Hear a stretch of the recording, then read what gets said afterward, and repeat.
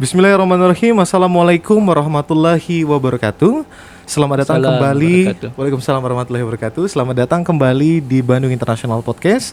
Dan hari ini spesial, kita kedatangan tamu yang saat-saat ini sedang dicari-cari sama halayak ramai, karena beliau ini nantinya menjadi salah satu orang yang akan mengumumkan terkait dengan seleksi CASN.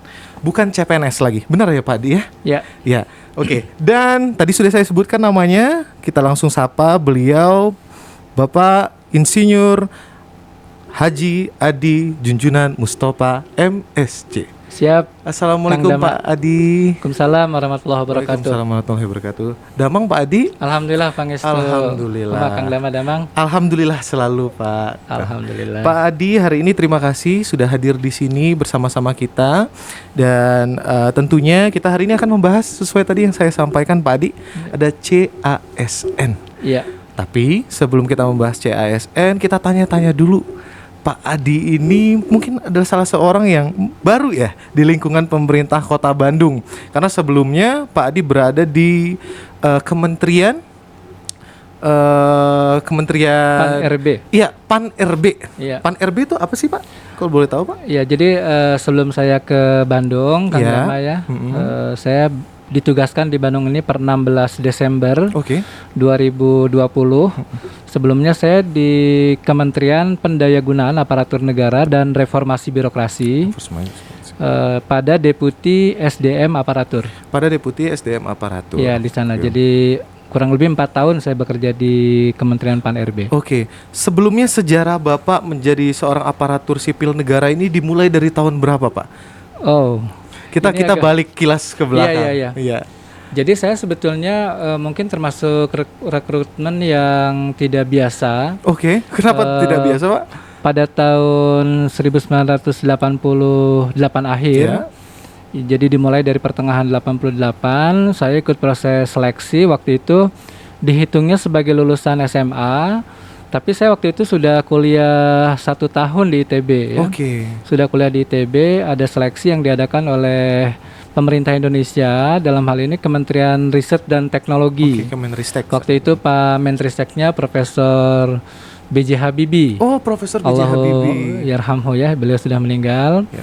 Jadi ada seleksi yang dikhususkan untuk para lulusan SMA terbaik waktu itu, karena memang di tes sejak raportnya juga harus bagus. Oh, berdasarkan nilai raport. Ya, jadi raportnya itu waktu itu nilai matematik, fisika, kimia, dan kalau nggak salah itu ya, itu tidak boleh kurang dari 7 nilainya. Oke. Sejak Nilai rata-rata ya Pak ya?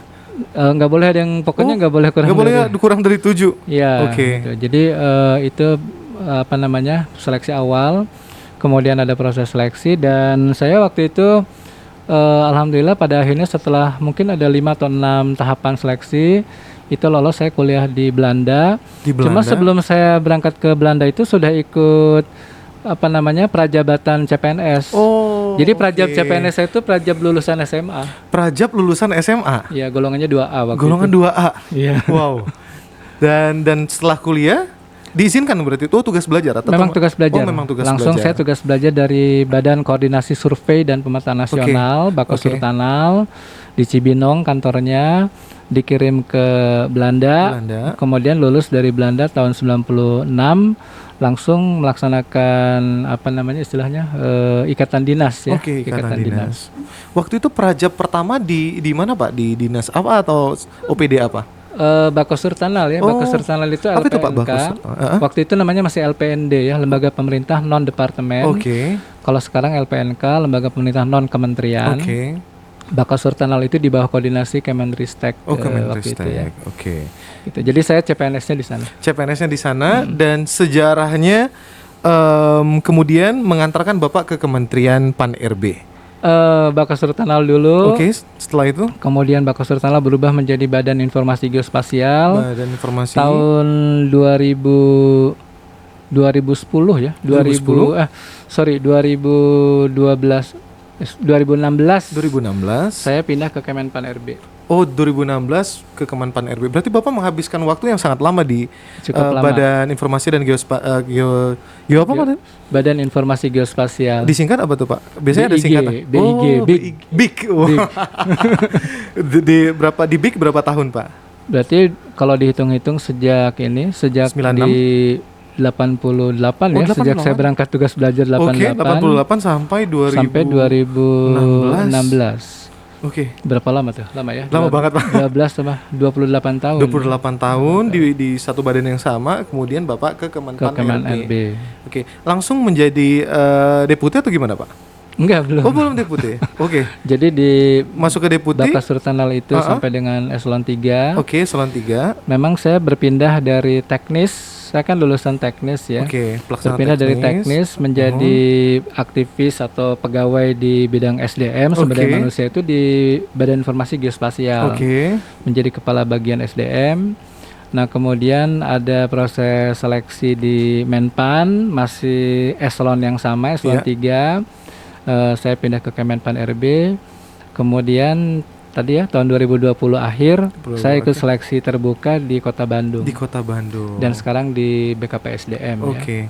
Dari kementerian Bapak ke daerah. Siap. Ya, itu ada suatu hal bagi masyarakat umum pasti bertanya-tanya, kenapa Bapak dari sesuatu yang sangat besar menjadi sesuatu yang sangat konkret apalagi di daerah. Kenapa alasan Bapak ingin berkontribusi di Kota Bandung? Ini kayak pansel nih. Biar masyarakat tahu di sejarah yang ngomong nih bener orang-orang spesial gitu Pak. Siap. Jadi sebetulnya kan kalau dalam berkarir ya, dalam berkarir sekarang juga dari Kemenpan RB itu sudah keluar satu peraturan Kementerian Pan RB, peraturan Menteri Pan RB yang itu berbicara tentang pola karir nasional.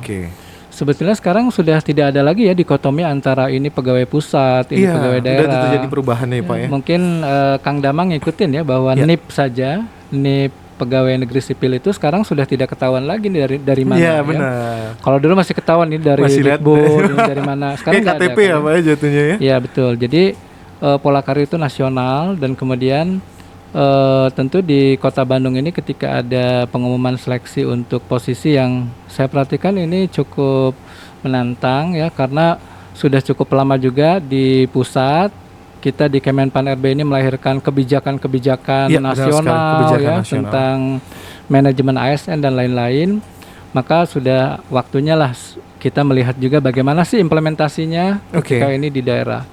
Dan ternyata memang exciting ya menurut saya. Tantangannya berbeda ya antara bekerja di instansi pusat dengan di daerah.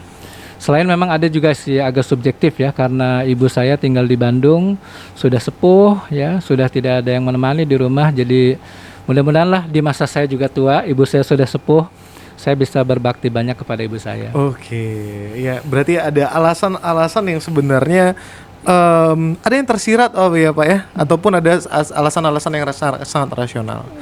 Oleh karena itu saat ini Bapak menjabat sebagai Kepala BKPSDM, Badan Kepegawaian dan Pengembangan SDM. Dulu nomenklaturnya bukan BKPSDM ya Pak ya? Ini baru sekali ya? Relatif baru ya, baru tahun 2021 ini. 2021 dari awalnya? Bandung per Maret kemarin ya, akhir Maret kemarin. Dari sebelumnya Badan Kepegawaian? Sebelumnya Badan Kepegawaian Pendidikan dan Pelatihan. Sebelumnya lagi yang lebih klasik itu orang mengenalnya BKD ya. BKD, terjadi perubahan nomenklatur berapa kali ya Pak ya. Dan saat ini menjadi Kepala Badan Kepegawaian dan Pengembangan Sumber Daya Manusia Kota Bandung.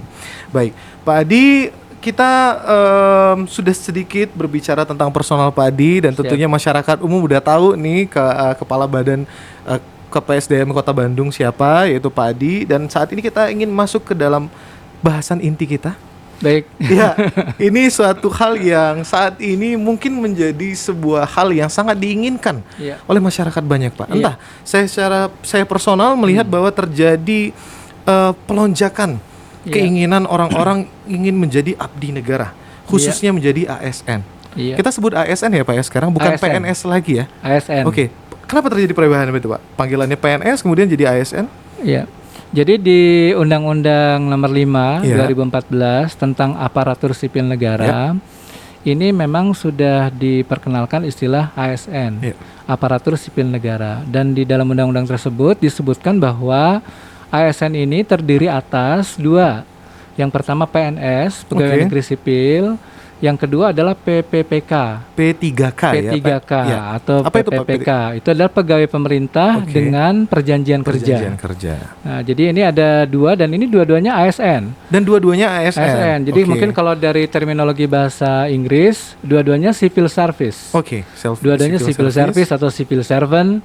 Yang satu itu adalah permanent employee, yang satunya lagi contractual base employee. Contractual base. Dan ini sangat umum ya, sangat umum di negara maju seperti di Jerman atau di Asia ini di Korea Selatan itu sangat umum ya, seperti itu. Baik, kita luruskan lagi Pak. P3K bukan honor ya Pak ya? Bukan. Karena ya kita bicara masyarakat umum lagi, kebanyakan masyarakat yang kurang paham nih P3K apa.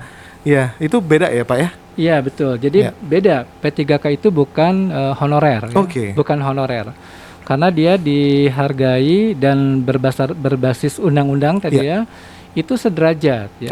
Perbedaannya apa Pak? Nah jadi yang pertama dari tadi ya, dari penamaannya. Permanen and kontrak. PNS ini adalah memang disebutnya permanent employee, meskipun ini debatable ya. Disilakan permanen. Di PNS juga kalau dia tidak berkinerja baik atau dia indisipliner yang berat ya, melanggar aturan disiplin yang berat, kan tidak permanen juga ya, bisa diberhentikan, tidak dengan hormat ya. Nah, tapi memang untuk perbedaannya P3K ini dia nanti ditandatangan kontraknya itu berdasarkan waktu. Per berapa per tahun Pak? Nah ini dalam aturannya P3K itu bisa dimulai dari 1 tahun sampai dengan saat ini praktikalnya itu 5 tahun. 5 tahun ya. Tentu dengan perjanjian kerja di situ nanti kinerja terus dipantau dan sebagainya. Dan kapanpun juga ya yang ditandatangani oleh PPK ini berarti pejabat pembina kepegawaian. Dalam hal ini di Kota Bandung itu Pak Wali Kota. Nah Pak Wali Kota itu bisa kalau misalnya kinerjanya nampak sangat rendah, tidak sesuai dengan yang diharapkan, itu bisa diputus ya. Kontrak kerjanya. Berdasarkan hasil evaluasi tadi ya Pak. Perjanjian ya. Perjanjian. Baik. Selain itu Pak, kita bicara yang sangat umum lagi ya Pak ya, karena mungkin pendaftar CASN ini paling banyak generasi milenial dan Z ya tentunya. Seragam dibedain nggak? Antara PNS dan P3K? So far tidak ada. Tidak ada peraturan-peraturan terkait dengan itu ya? Kita di Kota Bandung ini baru menerima P3K itu baru 1 tahun ya, baru satu angkatan kemarin. Itu juga angkatan yang melaksanakan ujiannya itu tahun 2018. Itu sempat agak ramai ya, karena memang dari pusat juga pertama kali implementasi dari undang-undang ASN ini. Nah sehingga masih mungkin pusat juga masih banyak pertimbangan dan sebagainya, sehingga baru diangkat kemarin ya tahun 2021 ini. Tahun 2021 tadi. Ya. Dan di Kota Bandung kita sekarang memiliki kita sebut sebagai angkatan pertama P3K. Angkatan pertama. Itu 201 orang. 201 orang terdiri dari tenaga 196 itu tenaga pendidik, ya. Kemudian 5 orang itu di penyuluh pertanian. Di penyuluh pertanian. Ya, ditempatkannya di Spangtan ya kalau di Spangtan. Itu tadi antara perbedaan ya PNS dan juga P3K. Jadi teman-teman itu sama aja sebenarnya. Yang dibedakan cuma ASN. Semua ASN ya Pak. Alhamdulillah di Kota Bandung kemarin pada saat penyerahan SK dan juga perjanjian kerja secara keseluruhan diserahkan. Pak Wali Kota berkenan langsung menyerahkan. Langsung menyerahkan. Tentu simbolis ya, kemudian diserahkan dan Pak Wali Kota menekankan sekali bahwa tidak ada dikotomi ya antara P3K dan PNS ya, mereka sama-sama aparatur sipil negara. Sehingga dalam pesannya waktu itu Pak Wali memesankan ya kepada terutama para kepala sekolah ya tempat para P3K ini bekerja, mereka memang harus ditreatment sebagai seorang profesional ASN. Ya, begitu. Walaupun nantinya terjadi ya persiapan yang harusnya ya masyarakat kan belum awam ya Pak ya, akan terjadi mungkin peleburan dulu terlebih dahulu mungkin ya, karena angkatan pertama tuh biasanya menjadi tolak ukur nih untuk yang selanjutnya. Tapi pesan Pak Wali tadi tidak ada dikotomi di antara PNS dan juga P3K. Baik, Pak Adi, terkait dengan perbedaan tadi, ini kita tanya langsung nih, kapan sih mulai seleksinya? Jadi untuk yang tahun ini sudah kami laporkan juga kepada pimpinan Baik. ya. Pada Pak Sekda tentu ya, Pak Sekda ini sebagai pejabat yang berwenang Baik. dalam manajemen ASN sudah kami laporkan bahwa sekarang sudah terbit satu surat keputusan Baik. dari Menteri Pan-RB nomor 541 ya tahun 2021. Ini kita sudah mendapatkan kebutuhan dan ini cukup banyak. Mungkin nanti detailnya akan disampaikan secara publik ya setelah kami minta izin tentu kepada Pak Wali Kota ya selaku PPK. Tapi ini angkanya ini di angka kira-kira 3.000 ya, 3.000 lebih. 3.000 lebih. Ya, untuk 3.500-an ini total ASN-nya. Oke. Dan mayoritasnya ini P3K ya. Oh, mayoritas P3K. P3K. Kalau boleh tahu komposisinya berapa persen Pak? Ya mungkin ini angkanya nanti dirilis secara resmi, tapi iya. Memang untuk CPNS-nya itu sangat sedikit ya. Baik. Sangat sedikit ya. Kalau di sini sih kita presentasikan aja Pak, nanti kita kasih bocoran. Siap. Jadi ini kalau di presentasi itu berarti kurang dari kira-kira 5%, 7%-an itu 7% PNS-nya. Buat PNS? CPNS. Sisanya ya. P3K? Sisanya P3K. Baik. Dan mayoritas itu guru. Oh, guru tenaga pendidik ya Pak ya. Tenaga kesehatan ada Pak? Mungkin saya cerita dulu ya, kenapa kok guru ini mendapatkan kenapa komposisinya lebih banyak? Ini karena memang di pusat, mungkin juga Kang Dama dan teman-teman nih banyak mendengar. Ini dari Menteri Dikbud ya, dari Mas Menteri. Mas Menteri. Itu punya program yang 1 juta guru. 1 juta guru. Karena memang ini pendidikan ini kan menjadi sebuah sangat basic ya. Prime sangat basic. banget Pak. Benar. Mungkin Kang Dama pernah dengar tentang bonus demografi bonus dan sebagainya. Ini kan kaitannya dengan penyiapan generasi. Ya. Apakah benar menjadi bonus ya?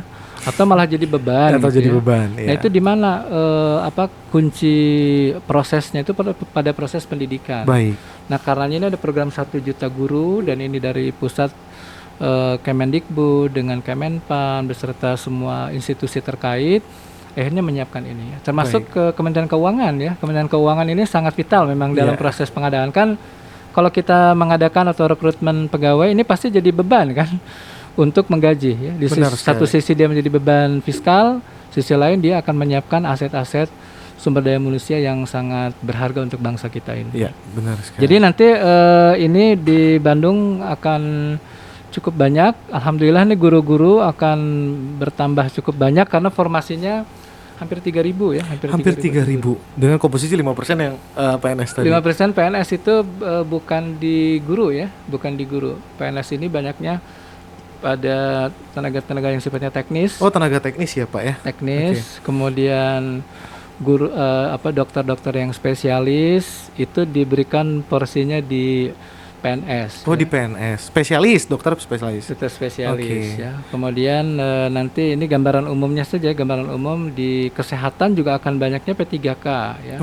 Termasuk tenaga perawat dan lain-lain itu banyaknya di P3K. Jadi sekali lagi ini P3K ini memang merupakan approach baru dari pemerintah, ini kebijakannya di pusat dan ini saya rasa untuk para milenial, kalau saya menduga begini ya, begini.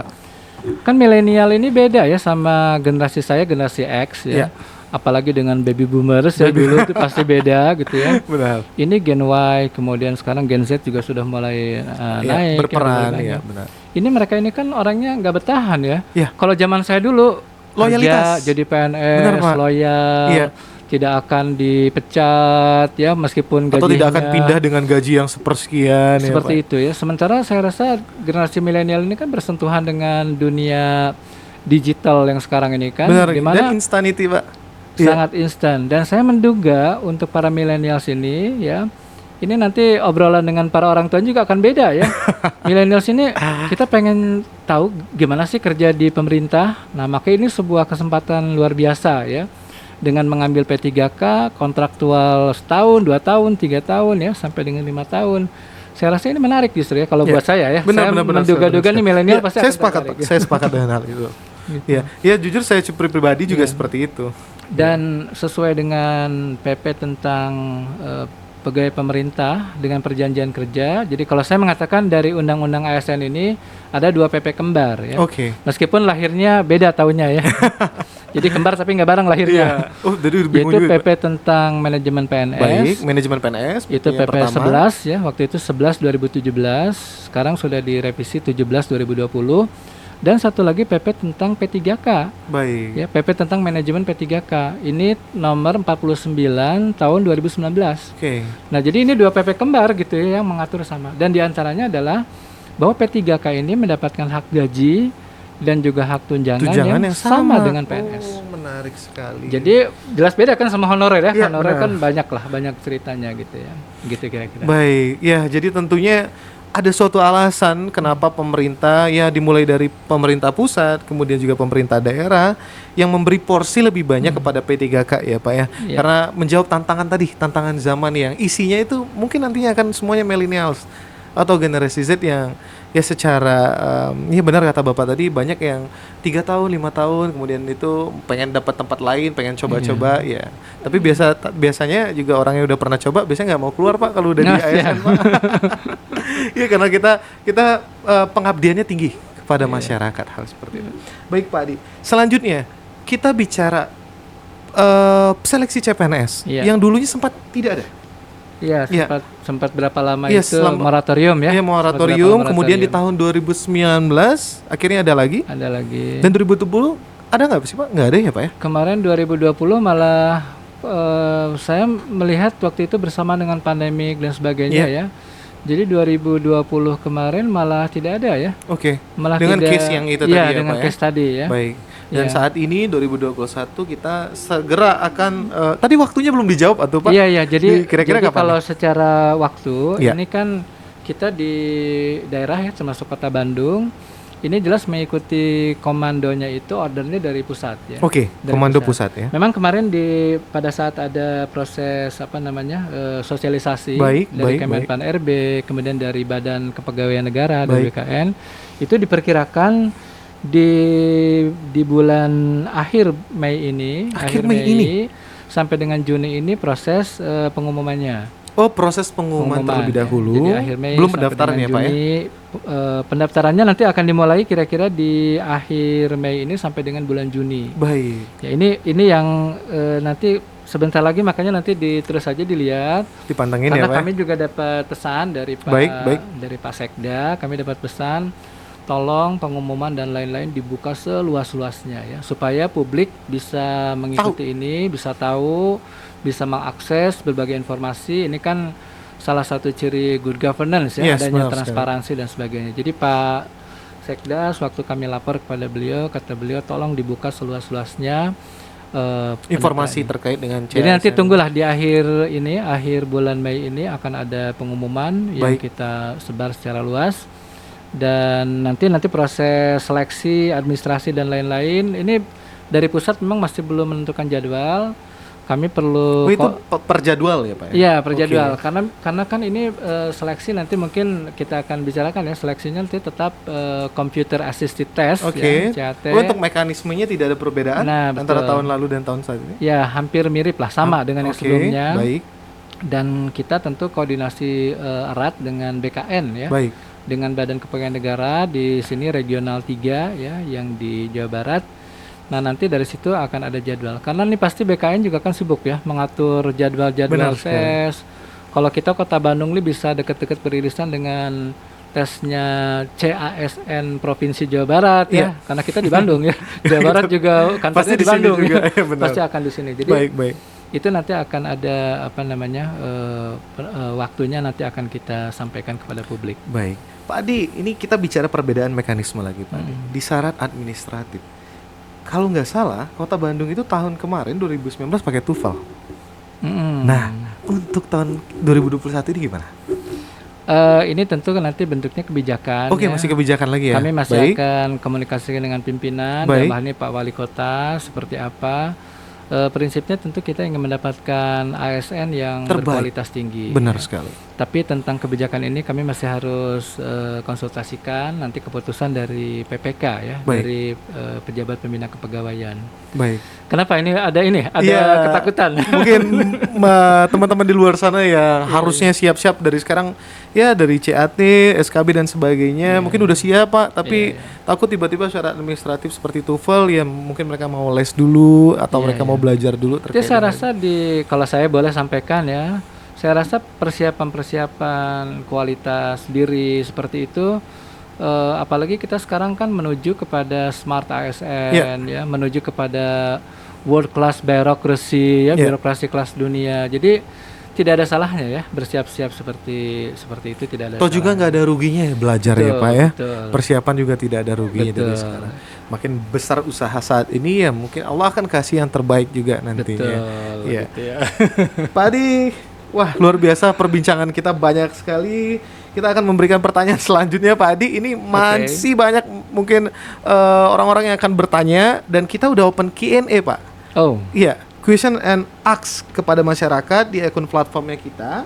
Dan kita udah pilih beberapa pertanyaan dan sekiranya Pak Adi berkenan untuk menjawab pertanyaan-pertanyaan dari teman-teman yang pertanyaannya terkaitan pasti tentang CASN semua Pak. Dan ada pertanyaan juga yang lucu ini Pak sebenarnya. Gimana?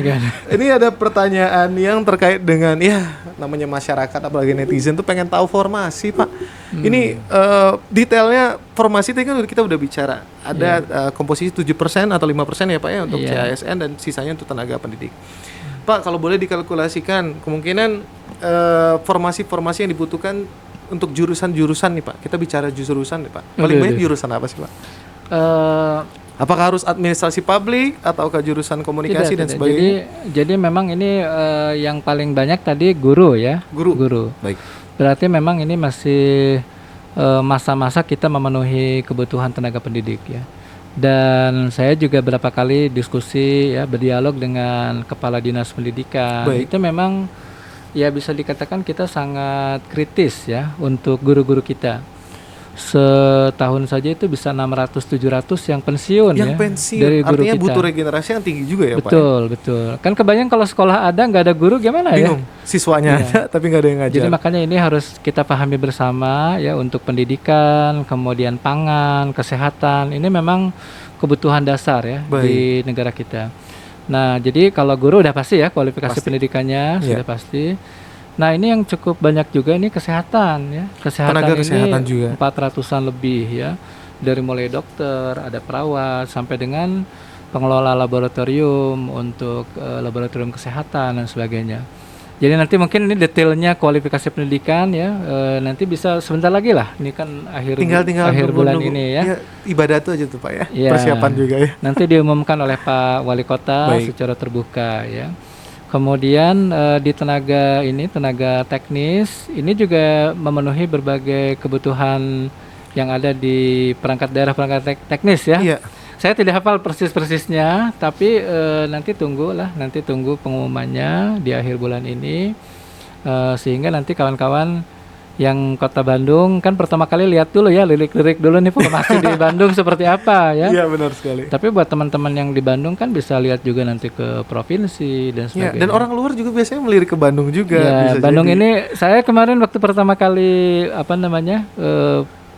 pelantikan atau pengangkatan janji CPNS ya untuk para guru juga kan kebanyakannya. Iya, benar. Kemudian P3K juga itu agak kaget gitu ya. Kenapa, ada yang Pak? dari Kabupaten Kuningan, dari Cirebon, dari mana-mana. Makanya Bandung ini memang inilah Sumirat Maratan Janggat ya. Jadi banyak menarik ya. Impian semua orang ya.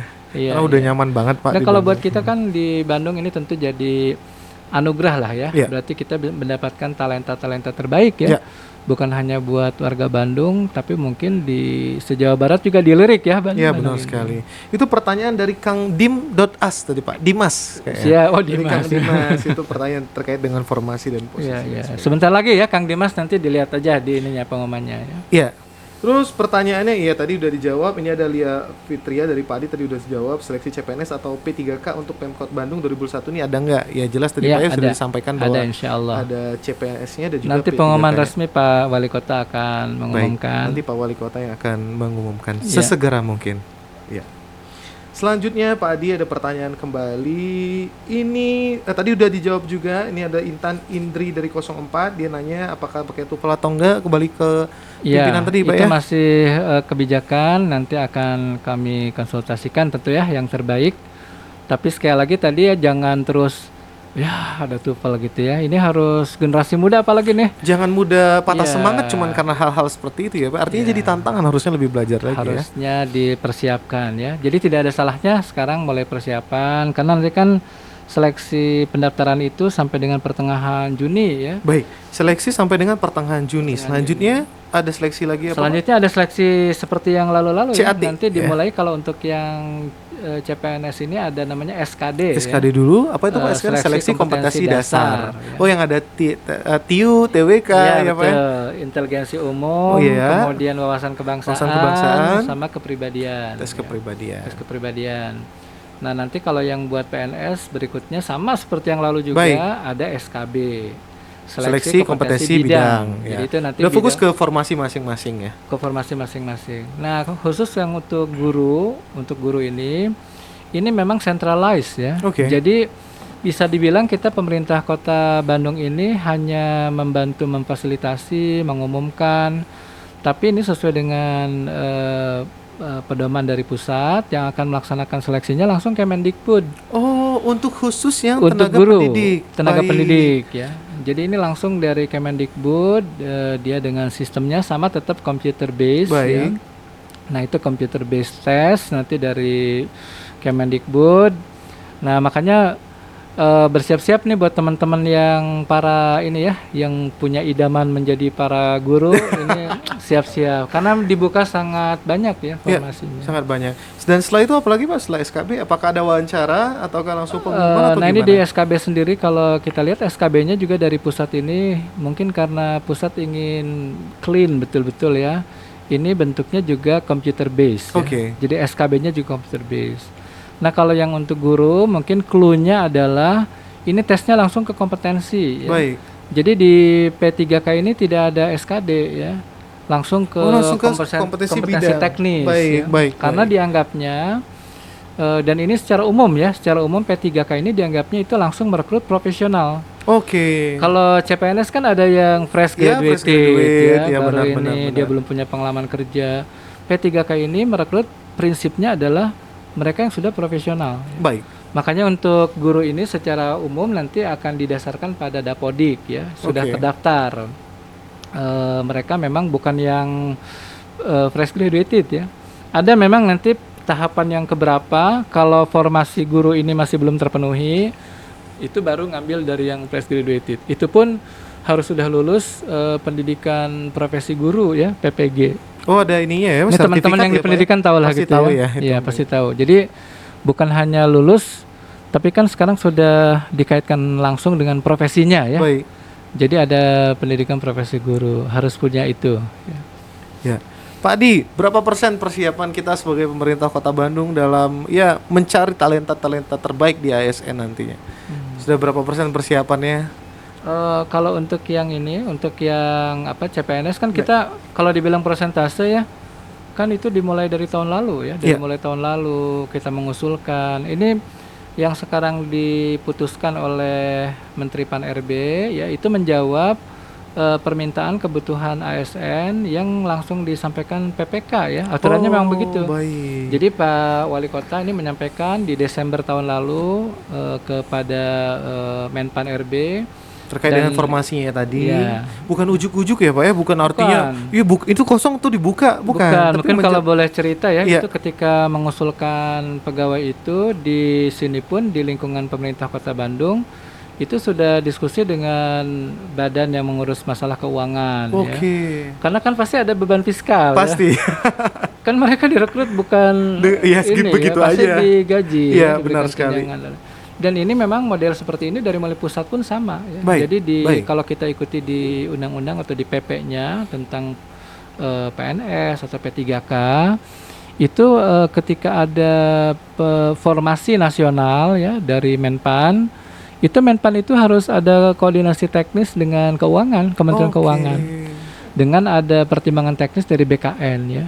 Jadi ini memang diaturannya seperti itu ya. Baik. Nah maka kita pun di kota ketika mengusulkan itu tidak angkanya keluar begitu saja. Ya. Betul nggak kita masih affordable ya. Jadi secara fiskal kita masih bisa menanggung itu. Baik. Dan pengajuan dari OPD masing-masing juga tidak mentah-mentah diterima semua ya Pak ya. Itu akan diukur tadi dengan pertimbangan-pertimbangan yang ada. Kalau di dalam manajemen ASN-nya itu dimulai dari yang disebut dengan analisis beban kerja dan analisis jabatan. Analisis jabatan. Jadi ada workload analysis dengan job analysis. Ya, mana yang dibutuhkan dan sebagainya. Hanya memang kami tahu ya ketika kami di BKPSDM mengobrol dengan berbagai perangkat daerah, pastilah gitu ya tidak semua perangkat daerah bisa dipenuhi. Ya. Baik. Nah ini yang nantilah tantangan dan kami tentu terus konsultasi dengan pimpinan ya. Oke. Kira-kira gitu. Pak Adi, ini pertanyaan pamungkas. Siap. Ya, ini spesial dari pertanyaan yang sudah dikumpulkan dari masyarakat awam tentunya yang nantinya akan berpartisipasi menjadi bagian dari CASN ini. Apa harapan terbesar dari Bapak selaku Kepala BKPSDM Kota Bandung untuk menjaring talenta-talenta ASN yang nantinya akan mengisi estafet kepemimpinan, estafet tanggung jawab di pemerintah Kota Bandung. Iya. Ini terima kasih ya Kang Damanya. Ini saya pikir satu hal yang bagus memotivasi juga teman-teman generasi muda bahwa pemerintah ini kan disebutnya public service ya, memberikan pelayanan publik. Artinya ketika seorang itu sudah berniat untuk masuk menjadi public services ya, ini harus punya sejak awal tuh harus punya niat yang lurus ya, bahwa mereka itu akan memberikan pelayanan publik yang terbaik ya. Dan ini saya rasa saya pesankan ya buat adik-adik generasi muda, ini akan memuluskan jalan kita ya ketika kita bergabung dengan pemerintahan.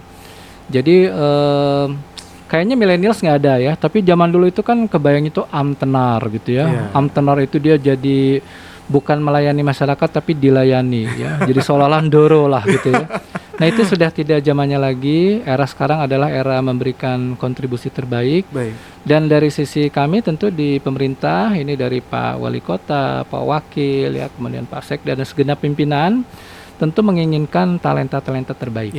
Betul seperti Kang Dama katakan, Anda mungkin masuk nanti menjadi pegawai ya itu dari awal ya kalau CPNS, tapi ingat bahwa 15 tahun, 20 tahun kemudian Anda yang akan memimpin ini. Generasi seperti saya kan fade out ya, sudah berhenti lah gitu ya. Udah menikmati masa tua. Ya, jadi ini saya rasa hal yang penting, jadi kompetitif, kita tetap lakukan proses seleksi ini. Alhamdulillah ya berapa tahun terakhir nih proses seleksinya insya Allah kompetitif, kemudian objektif ya, transparan, dan ini saya rasa ini satu anugerah ya dari proses reformasi. Saya juga ikut melihat waktu saya masih di Kemenpan RB. Mungkin ini kalau buat yang belum pernah merasakan ujian CAT itu kan sangat transparan ya. Benar sekali Pak. Sangat transparan ya di dalam para peserta pakai persetujuan antar akademisi juga ya Pak ya.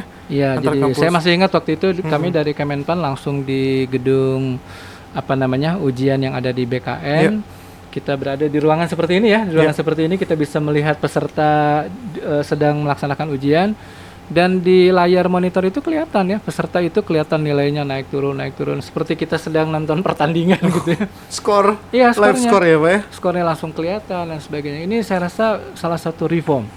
Dan mungkin buat teman-teman yang para generasi muda ya, perlu saya sampaikan ya bahwa model ujian kita ini mendapatkan penghargaan internasional. Penghargaan apa itu Pak? Penghargaan internasional dalam bentuk transparansi dalam seleksi public services atau civil service ya. Jadi dari BKN, dari Menpan itu di forum-forum internasional sering mendapat penghargaan, dan negara lain itu banyak yang datang ke negara kita. Jadi kita prototype gitu Betul, banyak yang datang. Keren sekali.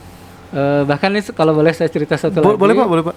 Kan kita tuh di pemerintahan ya, di ini ada namanya PNS, ada juga BUMN kan. Ini bahkan dalam beberapa hal model tes kita itu diadopt juga oleh BUMN. Model di PNS. Baik, berarti memang benar-benar ini usaha pemerintah untuk mencari generasi-generasi pemimpin di masa mendatang. Dan saya mungkin ingin pesankan juga nih satu hal ya. Kita itu betul-betul kita clean ya, tidak ada KKN, tidak ada korupsi, kolusi, nepotisme ya. Karenanya kalaupun ada itu oknum ya Pak ya. Oknum. Dan oknum yang pasti salah gitu. Pasti salah. Makanya teman-teman nanti yang mau ikut tes itu jangan sampai tergiur ya kalau ada yang menjanjikan. Kalau dia nawarin sepersekian bayar pasti lulus. Jangan. Ya. Kasihan kalau itu hanya jadi korban aja. Karena kita betul-betul objektif ya dalam proses seleksi. Baik. Nah itu perlu teman-teman ingat dan selalu camkan bahwa kalau ada yang nawarin, udahlah. Ini udah zaman yang benar-benar transparansi. Ini biasanya kalau saya perhatikan ya, ini juga komunikasi antar generasi ya. Mungkin generasi ayahnya ya. Oh iya, generasi pamannya masih gitu. dengan stigma-stigma lama masih ya ada Pak ya. Seperti itu ya. Jadi ini buat generasi muda, kita yakinkan bahwa insya Allah negara kita ini menjadi negara yang semakin hari semakin baik ya. Termasuk dalam masalah rekrutmen ya. Mungkin pada kesempatan mendatang saya juga pengen cerita juga nanti di podcast ini. Kota Bandung ini sudah menerapkan talent management, ya, manajemen talenta, termasuk untuk pengisian posisi-posisi yang strategis di pemerintah Kota Bandung. Baik. Next time itu udah itu panjang sekali bahasannya, saya juga tahu itu Pak, prosesnya luar biasa. Tapi tentunya kita akan undang lagi terkait khusus membahas manajemen pool. Siap. Ya, talent pool atau manajemen pool sih Pak? Sebenarnya talent management. Talent management pool. Jadi talent manajemen talenta ini how to manage the talents. Wow. Ya. Nah salah satunya nanti melalui talent pool. Talent pool ini succession group lah gitu ya. Kalau dalam PP-nya disebutnya kelompok rencana suksesi. Suksesi. Ya. Ini bahasan hot juga sih. Iya, itu hot juga. Keren banget berarti pemerintah dari awalnya kita udah memberikan seleksi yang luar biasa ketat, transparan dan sebagainya. Akhirnya ketemu orang yang terbaik. Kemudian orang terbaik itu akan dijadikan terbaik lagi. Siap. Diberikan motivasi, diberikan ilmu dan lain-lainnya ya Pak ya tentunya. Baik, terima kasih Pak Adi sudah bersedia hadir di podcastnya kita Bandung Internasional. Semoga apa yang kita bahas ini akan menjadi amal buat kita Pak dan juga menjadi acuan buat teman-teman di luar sana. Saya Damas Satrian mohon pamit undur diri Pak Adi. Siap. Ya, sampai berjumpa lagi di episode podcast kita selanjutnya. Dan buat masyarakat Bandung tentunya kita tunggu untuk berpartisipasi menjadi bagian dari pemerintah Kota Bandung di CASN 2021. Baik, hatur nuhun Pak Adi ya. Semuanya saya pamit dan Pak Adi pamit. Wabillahi taufiq wal hidayah. Wassalamualaikum warahmatullahi wabarakatuh. Waalaikumsalam warahmatullahi wabarakatuh.